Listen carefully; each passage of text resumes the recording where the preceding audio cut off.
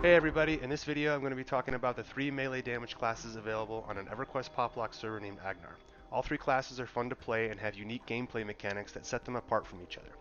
I'm going to focus on 3 facets of each class by looking at their damage, their defense and utility, and then some tips for that class. I hope you enjoy. Monks are the loud and dramatic high damage dealers of Everquest.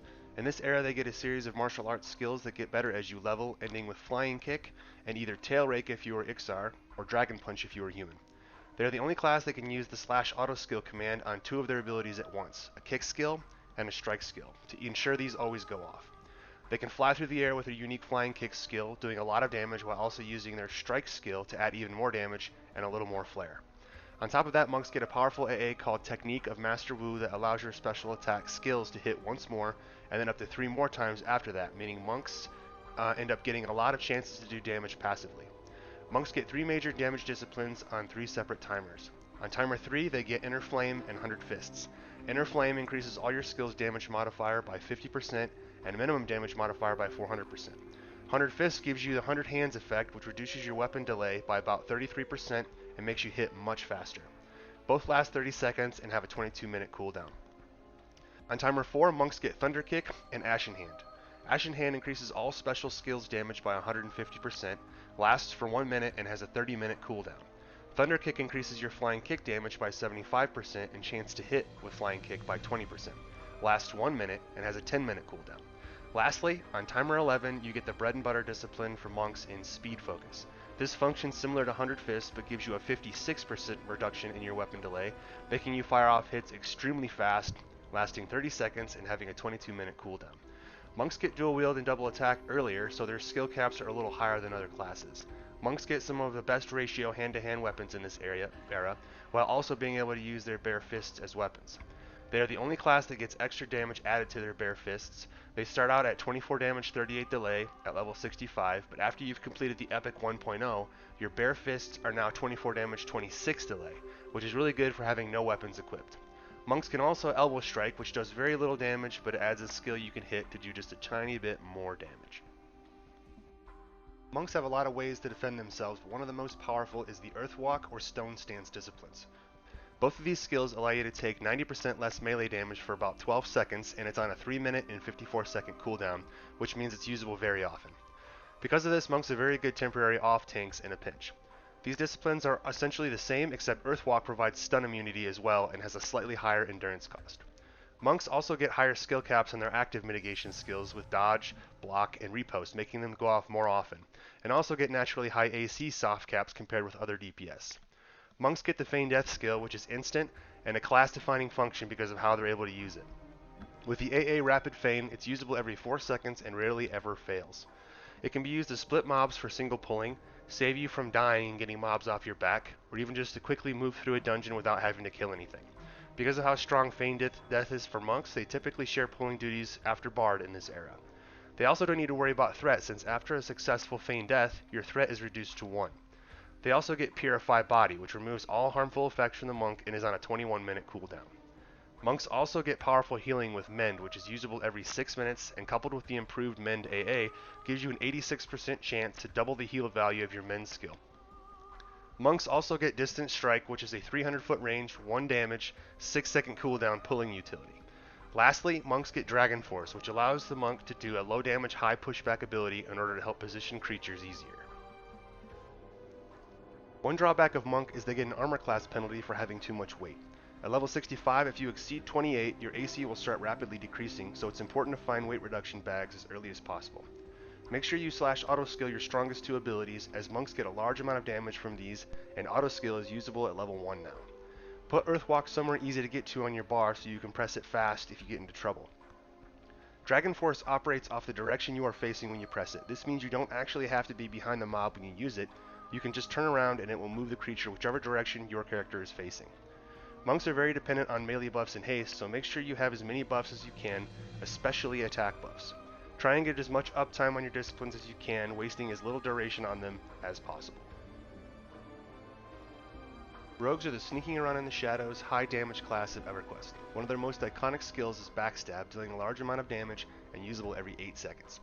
This does require the rogue to use piercing weapons in their primary, and with the chaotic stab AA, it also allows you to do minimal backstab damage from any direction. Rogues get several disciplines that increase their damage drastically on relatively short cooldowns, and they are all assigned timers for cooldown sharing. For timer 4, Twisted Chance makes all your skills hit and then also makes them critical hit. It lasts 30 seconds and is reusable every 22 minutes. Deadly Precision is in the same category, timer 4, and makes your backstabs guaranteed to hit, lasts 30 seconds, and is reusable every 5 minutes, giving you a lot more uses with it. For timer 3, Duelist increases all skills damage modifiers by 50% and increases all skills minimum damage modifiers by 400%, lasts 30 seconds, and is reusable every 22 minutes.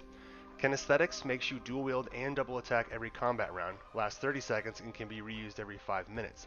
They also get the Assassin's Strike line, which increases backstab damage and chance to crit, but has heavy endurance costs, so many rogues will prioritize the heavy hitting disciplines over these ones to save endurance. Because of the flexibility in disciplines, rogues can change up how they use their disciplines for shorter or longer fights, or depending on the situation they are in. They also have access to several other disciplines that are generally not used as much because of how strong their higher level discs are, and how endurance starved the rogue gets when going full burn. Rogues, being a chain class, have decent armor class and mitigation, although they aren't known for their hardiness and should generally avoid being hit. They get a discipline named Counterattack that makes you repost all melee damage and is usable every 40 minutes. Rogues get access to the Escape AA, which lets you completely out of combat once every 15 minutes. They also get Hide and Sneak like many classes and races, however with Rogues you get the added messages to let you know if it succeeded or if it failed. Rogues also get the Shroud of Stealth AA, which makes your Hide and Sneak give you invisibility to near everything on the server, including undead and things that have C invisibility. Hide also functions as evade for rogues, meaning you can hit Hide in combat and it will reduce your aggro on a success as a way to manage your threat. With a Nimble Evasion AA, you don't have to stand still either. On top of that, with Sneak, you can sneak up behind most vendors on the server and they will sell to you. Rogues are one of the 2 classes on the server that can pick locks, and they have the highest skill cap at 300. This means any pickable door on the server can be opened by rogues. They also get the ability to disarm traps, which is handy in several dungeons in the game.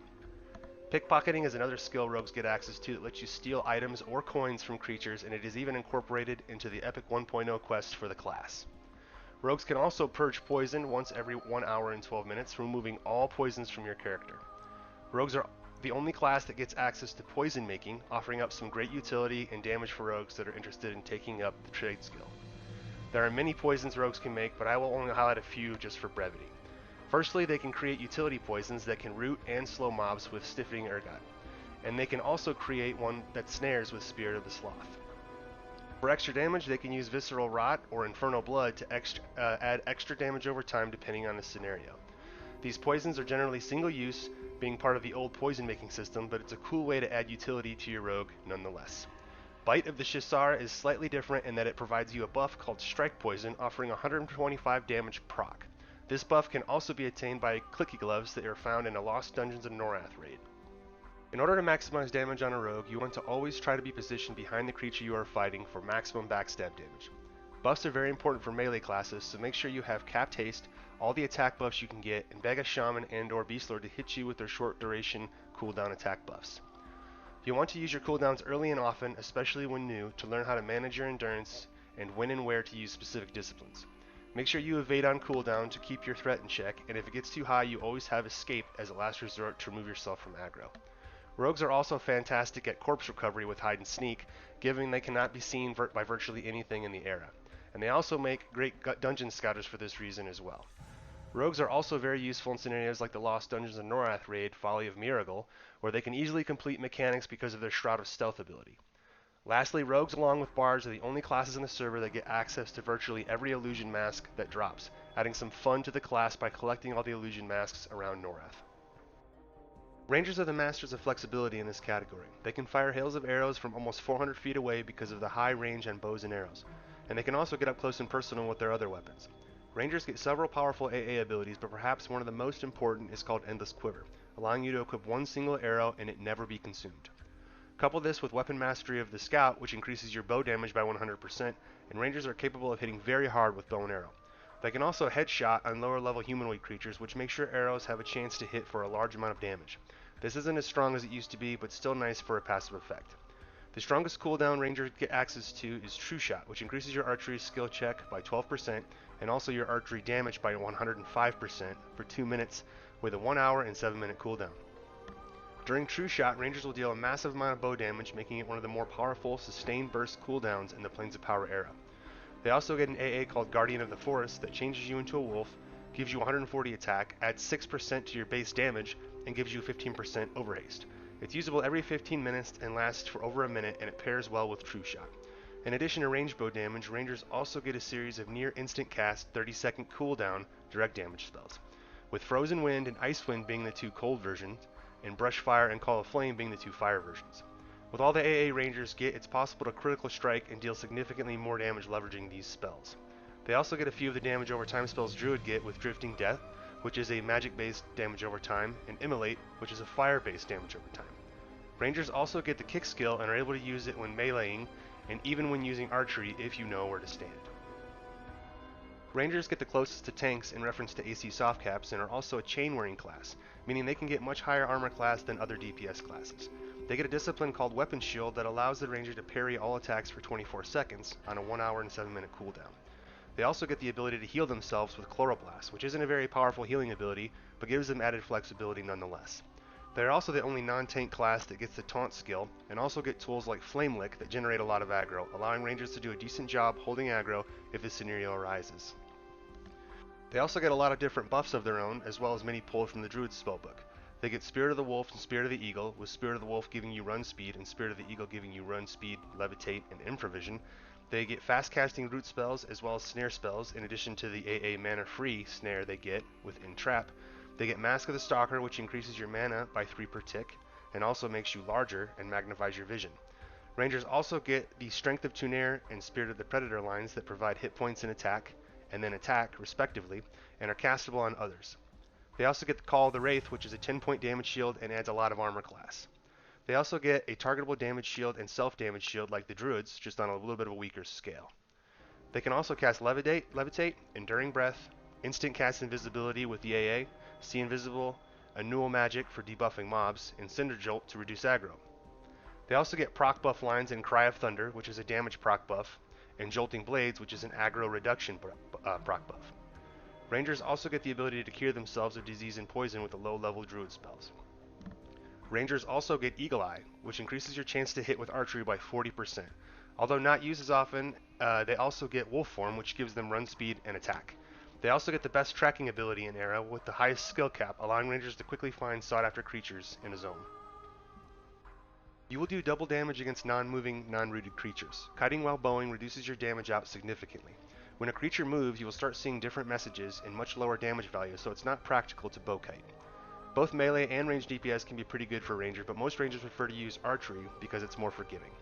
Make sure all 4 of the 30-second cooldown damage spells are on cooldown, unless you're using too much mana, then you may have to drop the last one to preserve resources until you have gear.